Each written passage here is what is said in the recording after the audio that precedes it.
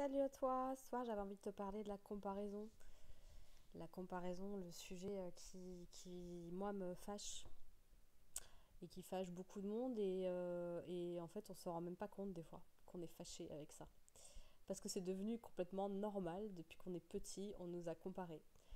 On nous a comparé avec nos frères et sœurs sur comment on a débuté notre vie. Est-ce qu'on était plus grand, plus gros, plus beau, plus moche, plus... Est-ce qu'on pesait plus ou pas? Est-ce qu'on était plus malade ou pas? Est-ce qu'on dormait plus longtemps ou pas? Est-ce qu'on faisait chier plus ou pas? Et toujours des évaluations, mais des évaluations avec une quantification, euh, avec un jugement derrière, tu vois, genre ça c'est mieux, ça c'est moins bien. C'est, voilà. Avec un désir de conformisme ou si c'est pas comme ça va pas.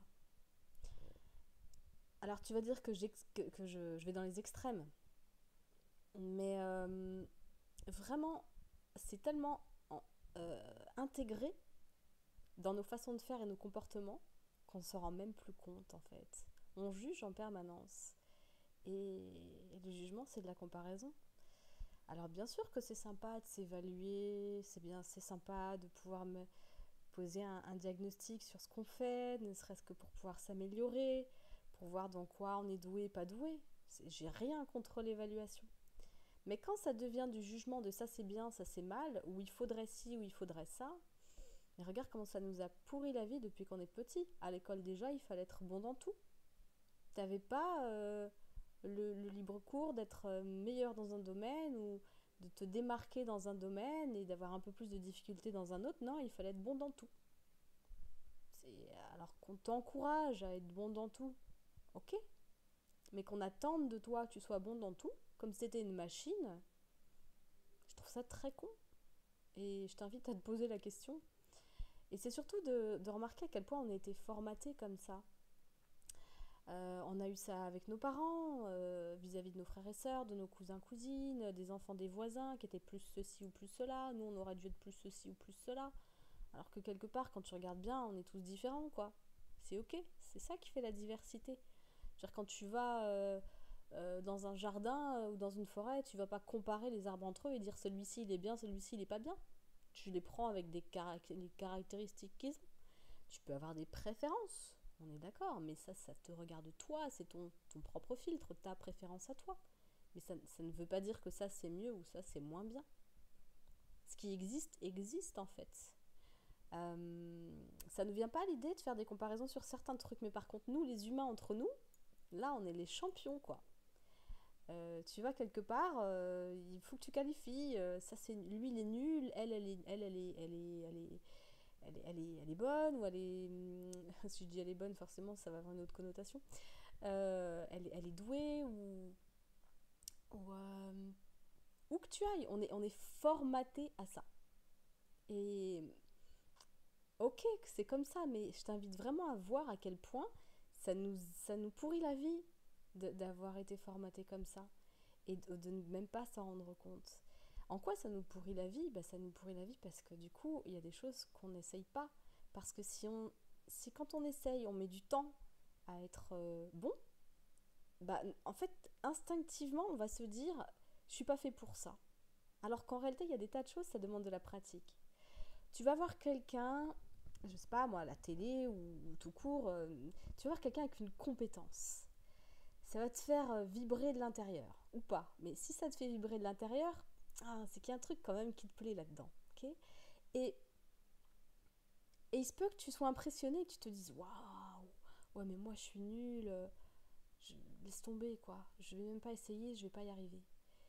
Et ce qui est con, c'est que quand on voit ça, des fois on oublie que la personne qu'on voit, euh, elle est douée, mais combien de temps elle a passé à appliquer, pratiquer pour être douée comme ça. Alors après, c'est vrai qu'on a plus des talents, on a plus des talents dans certains trucs et moins dans d'autres, et on a des, comment on appelle ça, des aptitudes quoi. Mais en réalité, on oublie tout l'apprentissage qui est derrière les réussites qu'on voit et qu'on envie. Et, et cette comparaison, quand tu regardes bien, elle s'installe donc depuis l'enfance. Hein. Alors à l'école, c'est plus, quoi. On compare les élèves entre eux sur leurs aptitudes dans n'importe quelle matière. C'est juste une catastrophe. On ne peut pas juste évaluer, c'est la comparaison. Donc on est picousé à ça dès qu'on est petit. Et alors après, on grandit, on devient adulte, donc entre guillemets autonome. Et alors, on n'a même plus besoin que d'autres nous réprimandent, nous mettent la pression pour être ceci, être cela, ou pour se flageller tout seul et se traiter de nul, ou se dévaloriser, considérer qu'on devrait être ceci ou cela, tu vois, les choses qui sont issues de la comparaison, qui nous font pas de bien, putain, qui nous font pas de bien. Parce que pendant ce temps-là, on n'essaye pas des choses qu'on aimerait essayer juste parce qu'on a le mot nul qui arrive, pas doué, ou j'y arriverai pas, ou avec la comparaison vient le dénigrement en fait. Et ça devient naturel chez nous de le faire nous-mêmes vis-à-vis de nous-mêmes. C'est-à-dire qu'on est conditionné au départ à le subir et peu à peu, l'air de rien, eh ben, on se l'applique tout seul. On n'a même plus besoin de qui que ce soit pour nous juger. On se juge tout seul et on se parasite tout seul à s'empêcher de faire des trucs qui pourraient nous faire du bien, même si on n'est pas doué dans le truc.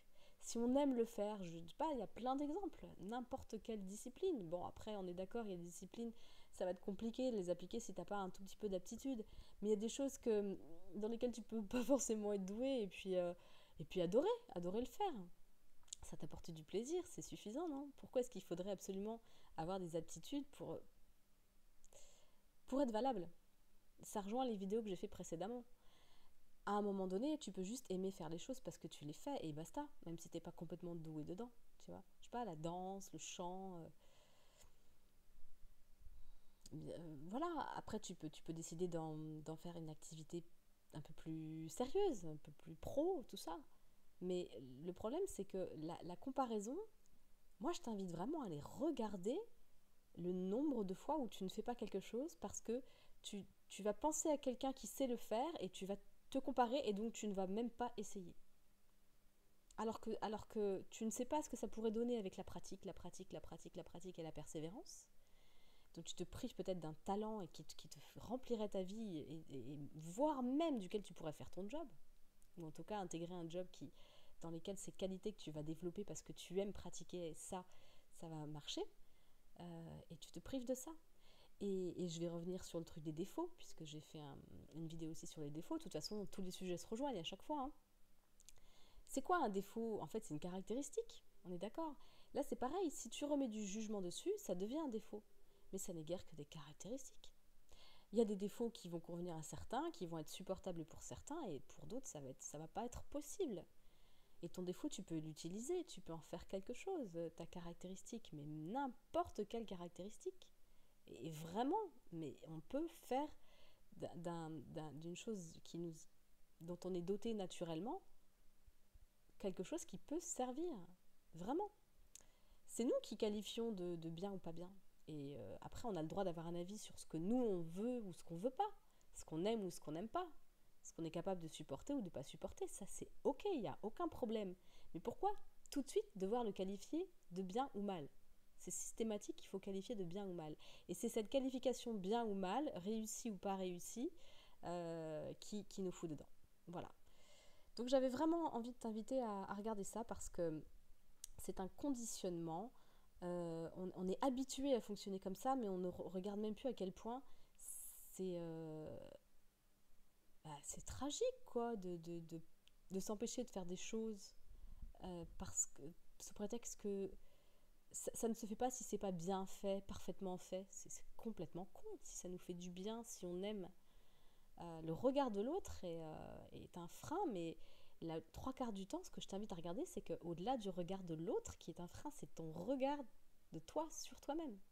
Tu t'empêches de faire des choses où tu vas te brimer, tu vas te qualifier de nul ou de pas doué, ou tu ne vas même pas tenter quelque chose parce que c'est ton propre regard qui t'en empêche déjà. Tu es toi-même ta propre prison. Tu n'as même plus besoin du jugement de l'autre ou de la pression de l'autre. Tu te la mets tout seul. Et si je te parle de ça, c'est parce que ça me parle de moi, évidemment. Clairement, tous les sujets que j'aborde, ils me parlent de moi. Et moi, j'ai souffert de ça beaucoup. Et je ne veux plus, que ça continue. C'est-à-dire que même si ça prend du temps, je ne veux plus euh, être mon propre bourreau là-dessus. La comparaison, c'est un poison. C'est un poison. Voilà. Par rapport à tout ce que je t'ai dit, je t'invite à aller regarder si ça te parle ou pas. Et voilà, c'est mon coup de gueule du soir. Il y a des choses comme ça, je trouve que c'est plus supportable en fait. C'est plus supportable de manquer à ce point de liberté quand on se rend compte que c'est nous-mêmes qui nous privons de liberté. C'est pas normal, quoi. Voilà. Je te laisse avec ça. Je te souhaite une bonne soirée. Si tu as aimé ma vidéo, n'hésite pas à mettre un petit j'aime. N'hésite pas à t'abonner si t'es pas encore abonné. Hein. Et puis voilà. Et bah, amuse-toi bien avec ce sujet-là. Hein. Je t'invite à y réfléchir. Et puis si t'as pas envie d'y réfléchir, libre arbitre. Je prône le libre arbitre. T'es libre. Ciao, à la prochaine.